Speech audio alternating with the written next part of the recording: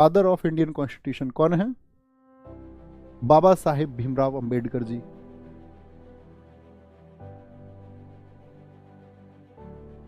क्यों कहते हैं इनको जनक? आप जानते होंगे इस बात को कि सबने, संविधान लिखने वाले तो भैया बहुत सारे मेंबर्स थे, लेकिन उसमें जो फेरबदल हुए, जो 2000 डिबेट्स हुई, जो ड्राफ्टिंग कमेटी थी जिसने फाइनल मसौदा, जिसने प्रारूप को तैयार किया, उस समिति के प्रमुख कौन थे? वो बाबा साहेब भीमराव अंबेडकर थे।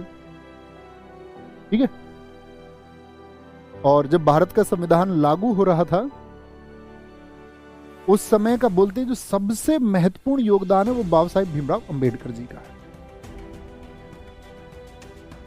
आप समझ गए किस लिए, किस किस वजह से? प्रारूप समिति, ड्राफ्टिंग कमेटी की वजह से।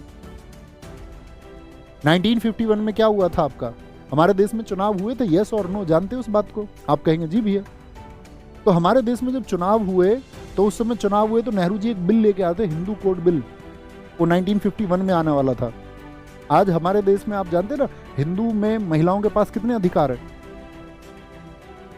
क्या आपकी एक पत्नी है जिनसे आपने शादी की है, आप दूसरी शादी कर सकते हो या नहीं?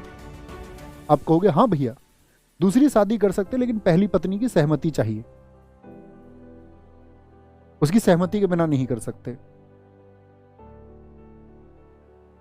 Hindu code bill. तो बाबा साहब भीमराव अंबेडकर जी नेहरू जी से लड़ गए इस बात पर कि भाई ऐसी जो चीजें ये सिर्फ हिंदुओं पर ही अप्लाई क्यों होंगी, ये नियम मुसलमानों के लिए क्यों नहीं? अब उन्होंने फिर नेहरू जी के कैबिनेट में, वो आपका कानून मंत्री थे, उन्होंने इस्तीफा भी दे दिया उस कानून मंत्री के पद से, इसी हिंदू कोड बिल की वजह से। और जब इस्तीफा दे दिया तो नेहरू जी को पता था कि भाई इसका जो प्रभाव है वो चुनाव पर पड़ सकता है, इसलिए नेहरू जी उसे 1951 में ना ला करके 1955 में लेके आए हिंदू कोड बिल को, 1955 में। ठीक है। और लेकिन एक बात कही जाती है कि भारत के संविधान को जिसने बनाया उनको व्यक्ति कुछ दिन के बाद ही भूल गए। देश में आम चुनाव हुए 1951-52 में। कितनी सीटों पर चुनाव लड़े थे बाबा साहब भीमराव अम्बेडकर? जरा फटाफट से कमेंट सेक्शन पर आंसर करें। उन्होंने अपनी पार्टी बनाई, 35 सीटों पर चुनाव लड़े, 2 सीटों पर जीत पाए। मतलब लोगों ने 1.5 साल बाद ही भुला दिया संविधान लागू होने के।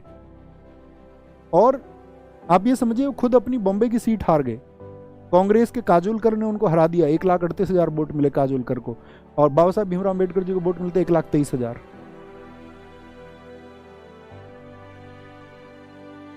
तो ऐसा भी होता है कि आप किसी के लिए कुछ बेहतर करते हैं, और ये जरूरी नहीं है जनता अच्छे उम्मीदवारों को ही हमेशा जिताएगी।